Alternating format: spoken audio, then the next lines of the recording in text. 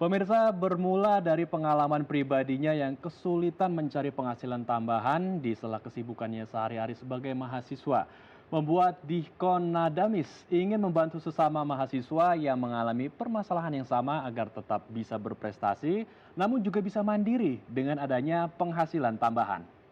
Hal itu juga membuat mahasiswa yang saat ini menjadi mahasiswa jalur cepat program Magister Ilmu Ekonomi di kampus IPB berhasil mendirikan bisnis rintisan yang diberi nama Clean Sheet.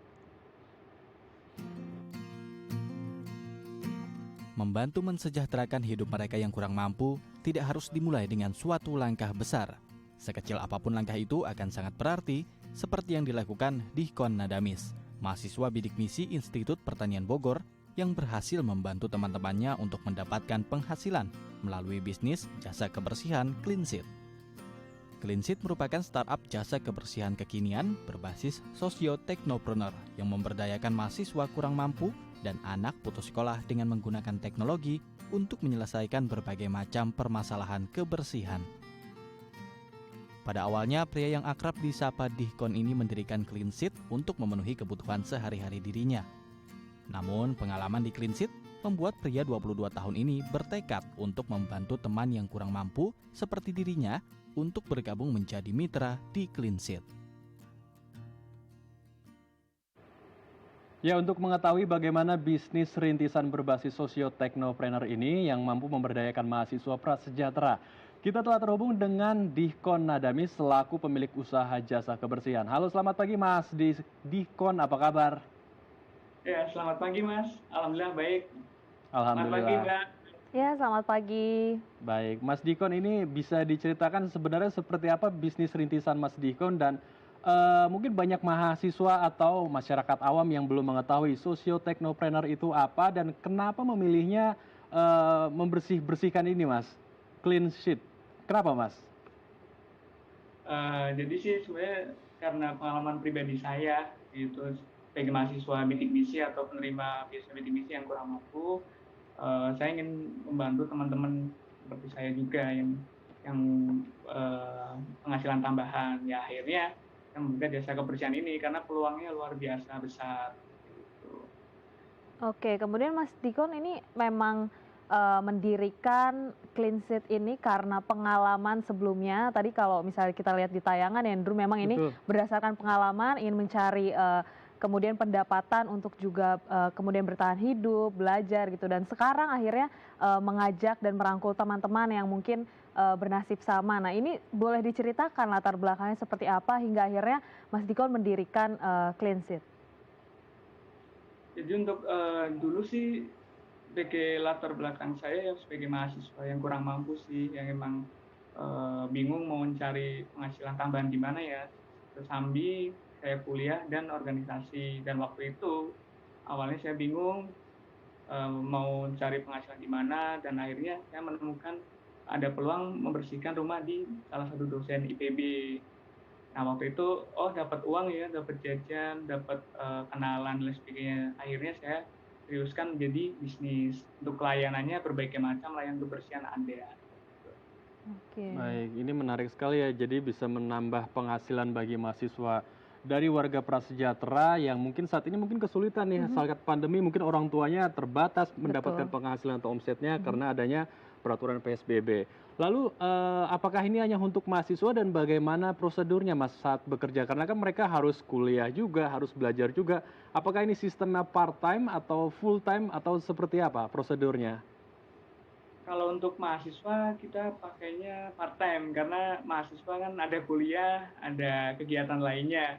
Jadi nggak bisa full time. Nah untuk yang masyarakat putus sekolah, kami menggunakan full time. Jadi alhamdulillah beberapa bisa kami rekrut untuk menjadi bersih-bersih di rumah maupun di kantor maupun di tempat lainnya. Rumah ibadah juga kami bersihkan.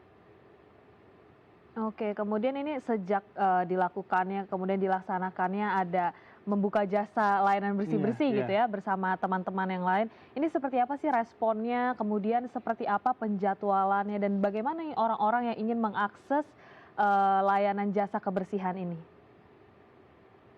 Alhamdulillah sih untuk respon saat pandemi seperti ini meningkat ya, karena orang-orang sekarang semakin aware terhadap kebersihan. Jadi alhamdulillah dari respon pasar luar biasa, dan kami juga sudah mencakup pelayanan di Jabodetabek, dan 3 cabang kami buka juga di Jabodetabek agar lebih mempermudah teman-teman yang bisa bergabung, itu bukan hanya di Bogor saja itu.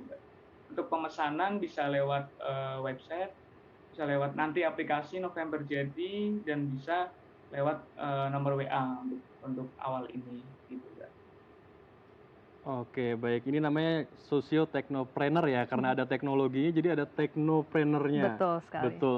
Nah, kemudian bagaimana respon dari para orang tua mungkin yang mungkin satu sisi ada ngerasa bangga, mungkin satu sisi juga merasa agak gimana ya, agak-agak mungkin merasa sedih gitu ya, anaknya harus bekerja untuk mencari uang untuk menambah biaya kuliahnya.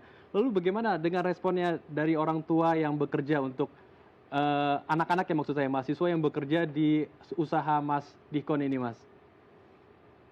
Alhamdulillah sih untuk respon orang tua alhamdulillah baik ya, maksudnya mendukung dan juga sebagai kemandirian untuk anak itu sendiri. Karena dengan dia mandiri, dia bekerja sambil kuliah, sambil organisasi maupun yang lainnya, jadi mereka bisa membentuk mental mereka sendiri untuk bisa lebih kreatif, lebih inovatif, dan bisa bertahan hidup sama. Untuk respon orang tuanya cukup mendukung kayak gitu. Dan Oke. kita branding dengan sekeren mungkin dengan jaket, tas, helm, dan lain sebagainya. Nah, ini juga yang menarik tadi kalau kita lihat di tayangan dan juga Mas Dikon tadi bilang ada branding yang dibangun oleh Iya, teman-teman dan mahasiswa yang sambil belajar, kemudian ini juga mandiri untuk mencari pendapatan. betul. Nah, ini seperti apa saat membangun Clean Sheet sendiri? Kalau dilihat tadi kan ada alat bersih-bersihnya juga ya, Iya, Andrew ya. Nah, mhm. ini bagaimana akhirnya mengumpulkan modal untuk mempersiapkan semua alat-alat dan prosedur yang ada? Untuk Lesi sendiri sebenarnya catur bangun ya, maksudnya dari saya benar-benar bersih-bersih sendiri, terus akhirnya saya mengajak teman-teman yang lainnya, dan akhirnya saya membuat brand Clean Sheet ini. Untuk alhamdulillah sih didukung sama kampus juga ya. Alhamdulillah Clean Sheet dapat pendanaan dari Kemendikbud, Kemenpora, terus kementerian lainnya. Nah, alhamdulillah uangnya itu untuk membeli alat-alat kebersihan itu, sehingga bisa diputarkan kembali untuk bisa mendapatkan keuntungan kayak gitu. Oke, baik. Saya masih penasaran dengan proses kinerja dari teman-teman di Clean Sheet ini. Satu hari apakah mereka ditarget harus berapa orderan yang harus dikerjakan atau bebas sehari bisa sebanyak-banyaknya atau ada target tertentu dan paling banyak itu dalam satu hari mereka bisa mendapatkan omset atau keuntungan berapa, Mas? Kalau untuk itu kami sebenarnya fleksibel ya, maksudnya semakin dia banyak membersihkan berarti otomatis semakin banyak bayarannya juga gitu. Kita nggak mematok untuk itu terus hari ini target segini ya, enggak. Karena terutama mahasiswa kan menyesuaikan waktunya, kalau emang bisa ya membersihkan dan dapat uang, kalau enggak berarti di hari berikutnya. Untuk pendapatannya sendiri sih alhamdulillah bisa sampai sehari itu 200, 300 itu bisa dapat gitu. Belum termasuk tip dari pelanggan. Iya, itu lumayan sekali ya, 200 sampai Mhm. 300 ribu per satu hari. Itu udah Iya. bisa makan sepuasnya mungkin ya, dan juga isi bensin, bisa buat beli makanan juga untuk Mungkin orang-orang di untuk rumah. nabung juga di masa depan ya, apalagi ini Betul, untuk biaya sehabis. pendidikannya dia Betul juga. sekali. Baik, terima kasih Mas Dikon untuk waktunya dan sudah berbagi bersama kami di Halo Indonesia. Tetap jaga kesehatan Anda, Mas Dikon, dan selamat kembali beraktivitas. Ya, sama-sama. Terima kasih, Mas. Usai jeda kita akan berbincang tentang waspada bencana hidrometeorologi. Tetap bersama kami di Halo Indonesia.